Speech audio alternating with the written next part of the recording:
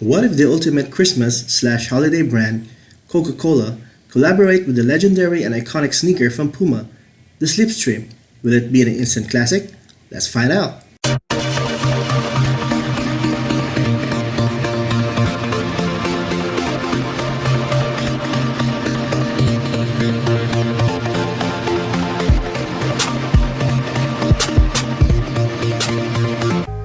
What's up everyone, this is Kale, and now I have here the Puma x Coca-Cola Slipstream sneaker.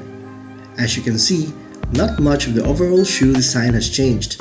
For those of you who doesn't know, the Puma Slipstream has been around for quite some time. First debuted in 1987 as a basketball shoe, slated to go against the Air Max Nikes, Reeboks, Adidas, you name it. It became popular because of its simplistic design and comfort, with the tech they call the anti-shock system, in response to its competition. Years later, the sneaker had some tweaks and minor design changes. Fast forward today, after it has produced some of the best and popular collaborations, the shoe has been revamped but retaining most of the aspects from the OG basketball shoe. As you can see here, Puma and Coca-Cola come together for a nostalgic collab that celebrates both brands' heritage. The box art features logo and branding from both. Not much on the box, and inside, you'll see the sneaker itself. On the shoe, as you can see, colors are combinations of red, bluish gray, and off-white. There's also white for the midsole and gum rubber for the outsole. There are PU-coated overlays from the toe cap all the way to the heel. Kinda feels like a rough-out leather. You can still see the foam strip logo underneath. There are perforations on the toe for ventilation. Nothing fancy on the eyelets and laces. The tongue is padded, coated in silver, and comes with a Puma cat and Coca-Cola label. Inside the shoe, the collar is padded, as well as the red insole. Going back outside, the midsole on the heel extends up a little, combined with the heel counter for added ankle support.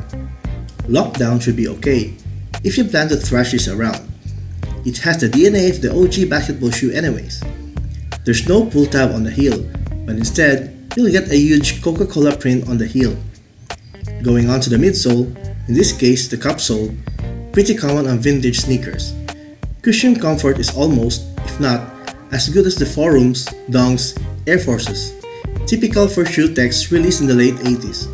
Today, with most people gonna wear this on street, then wearing this all day won't be a problem.